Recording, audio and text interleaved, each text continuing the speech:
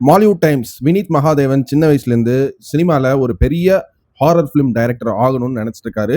கடைசியில் ஆனாரா இல்லையா, இல்லை எப்படி ஆக போறாரு அப்படிங்கிறது தான் இந்த மாலிவுட் டைம்ஸ் படத்தோட ஒரு சின்ன பேஸ் பிளாட்.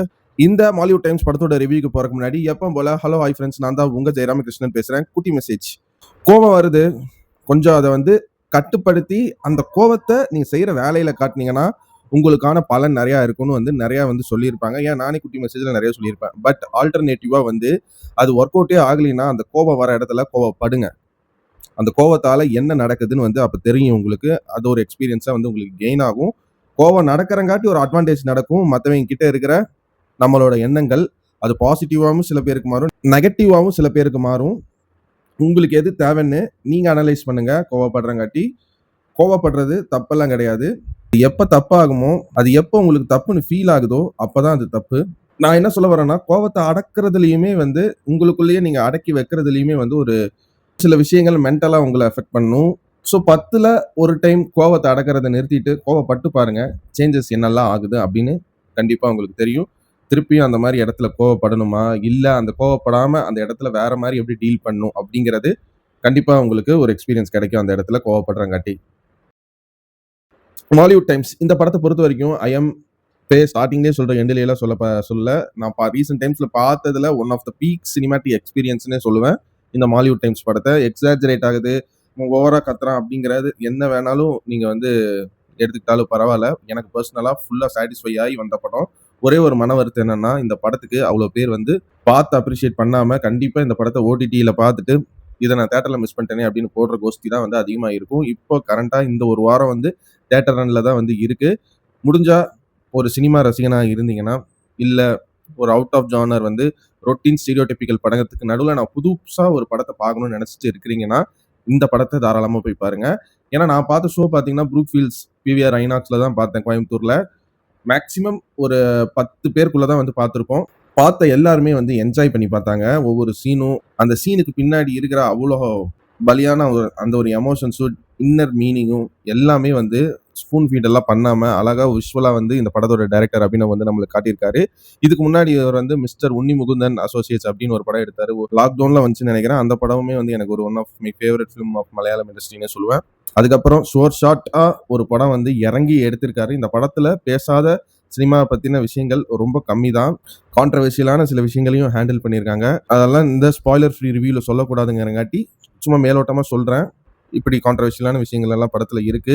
புதுசா சினிமா ட்ரை பண்றவங்களுக்கு எந்த மாதிரி ஸ்ட்ரகிள்ஸ் வரும், ஒரு மைண்ட் பிளாக் வந்தா என்ன நடக்கும், சினிமாக்குள்ள நடக்கிற ஒரு பாலிடிக்ஸ் என்ன அப்படிங்கிற மாதிரி சில விஷயங்களை ஹேண்டில் பண்ண விதம் இந்த கதையோட சூப்பரா ஒர்க் அவுட் ஆயிருக்கு. அதுவும் இவருக்குன்னே உரித்தான அந்த வாய்ஸ் ஓவர் டைலாக்ஸை வச்சு இவர் பிளே பண்ண ஸ்கிரீன் பிளே ட்ரீட்மெண்ட்ங்கிறது ஒரு சில இடங்கள்ல ரொம்ப காமிக்கலாவும், இன்னும் சில இடங்கள்ல ரொம்ப டீப்பர் மீனிங் தர விஷயமாவுமே எனக்கு பர்சனலா இந்த படத்துல ஒர்க் அவுட் ஆச்சு.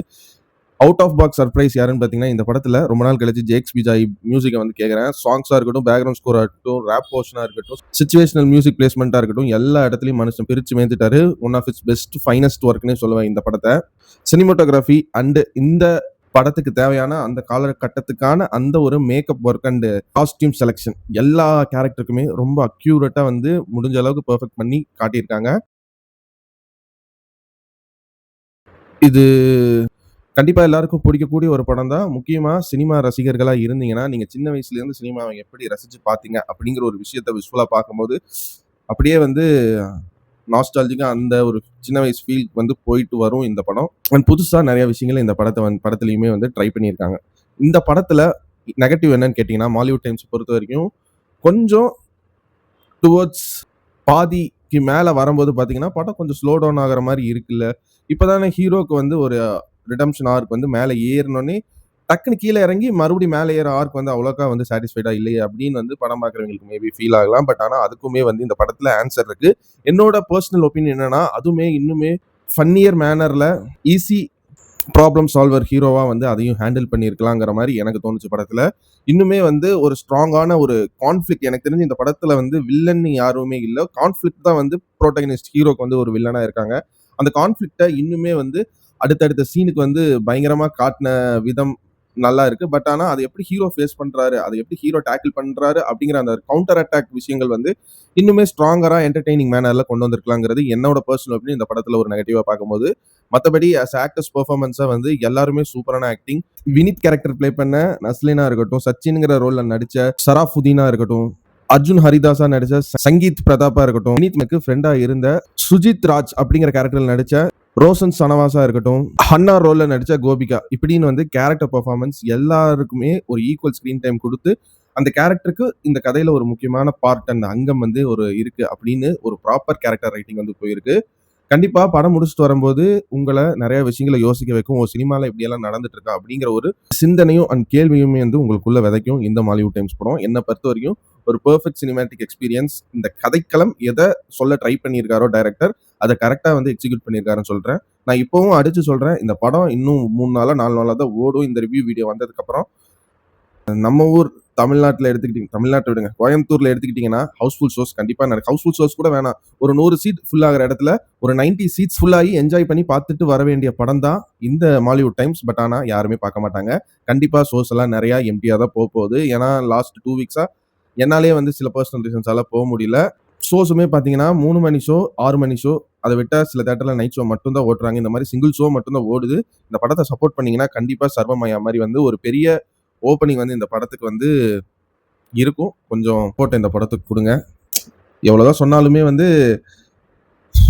ரியாலிட்டி யாருமே போமாட்டாங்கங்கிறது தான். இருந்தாலும் என்னோட கடமையா இந்த படத்துக்கு ரிவ்யூ போட்டு, என்னால இந்த வீடியோவால ஒருத்தர் போனாலுமே, அது என்னோட வெற்றியா தான் நான் வந்து இந்த படத்துக்கு பார்க்குறேன்.